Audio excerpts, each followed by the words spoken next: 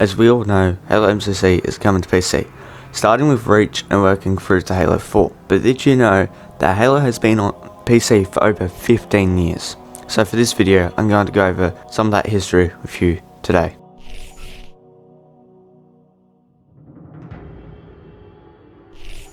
Now obviously, there's no better spot to start than the beginning. No, not that beginning, this beginning. Now I could go over Bungie's history of Halo, but because of this being about PC, I'm going to go over Gearbox's history of it. Now back in 2003, when Gearbox was porting games, one of the ones they had to port was Halo Combat Evolved. Now I don't know when or what went wrong, but at some or multiple points in time they messed up a few things. Some small, but some more problematic. Now due to this, Halo PC is not a one-for-one port of the game. Now the biggest problem with this is that every version of Halo CE after it was broken. Now this includes Halo Anniversary for the Xbox 360 and the version of that on MCC, and soon to be the PC version of that as well. Now the reason they use Gearbox's broken version of Halo CE is for one reason alone: the online multiplayer. Now you gotta remember, back in 2001, Xbox Live wasn't even a thing, so there was no reason to even support it. So when Gearbox made their version of it, they also had to make it support online multiplayer. Now if you're at all familiar with Halo CE for PC, you'll know how the multiplayer feels when shooting. This is because it had a huge latency problem. But even then, it's easier for them to fix Gearbox's broken netcode than to start from scratch. But one of the things they forgot was how the port itself had many other things in it that weren't the same as the OG Xbox version. But out of all this shit, one good thing did come out of it. Something that, dare I say, is the sole reason for why there is still a community of Halo players on PC, and that is Halo Custom Edition.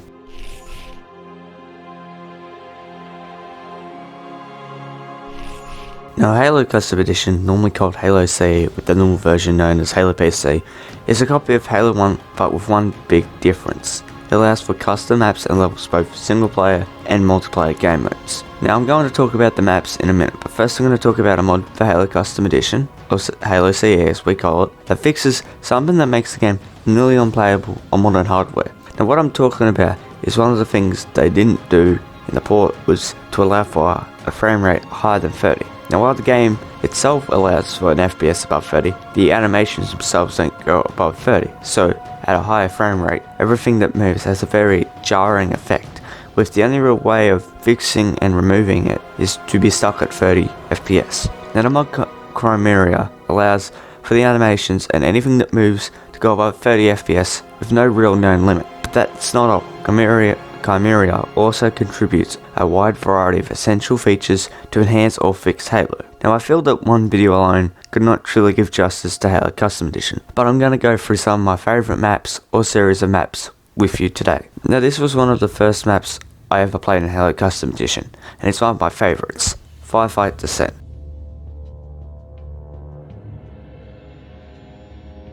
Now you play as a Hell Jumper kitted with some weapons from Halo 3 ODST and even a few new ones. Welcome to the Firefight Descent overview. Activate this panel to start a round. There are 10 waves in a round. As you progress, items will be granted. The first 5 waves will have a fun wave. You will not lose lives during a fun wave. Activate the left panel to toggle music. Activate the panel on the right to perform a quarantine. Activate this panel to summon the sentinels. Activate this panel to call in support. Activate this panel to request extraction. You can also get ammunition from the base ammo stash, Covenant weapon crates, the random item orb. Now I remember the first time I played this map, I had no idea that ODSTs didn't have shields. I'd only played the first Halo on the PC.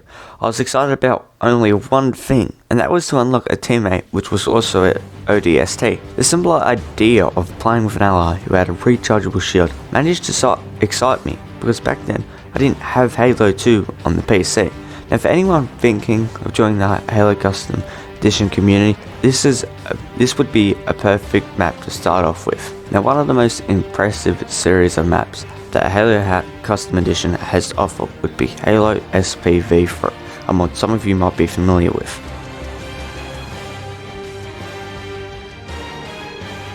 SPV3 is a combination of a vision that was started over 10 years ago to revamp the OG Halo campaign with features and ideas that didn't exist until later Halo games, expanded fiction, and content originally designed for Halo CE. Now to show you some of the new SPV content would take longer than a single video. Now just to be clear, I'm writing and recording this before SPV 3.2. So what I will show you as background footage is just the tip of the iceberg. Now the idea alone of adding stuff from later Halo games and putting it into Halo 1 is an idea I'm sure most of us has had. Now while SPV 3 does do that, it does change the way that some weapons work. The carbine itself has turned into a battery powered weapon. Now there are a few new weapons which I'm not going to spoil in case you want to jump right into this great mod for yourself. Now thanks to a mod called Open Source that allows for even more advanced scripting, you can now board enemy vehicles, have a visor mode, and even sprint. Now for anyone, I would recommend this mod. Even if you have a low-end PC or laptop, this mod should still be playable and you can even use a controller to play it. Now the Halo Custom Edition community itself is great.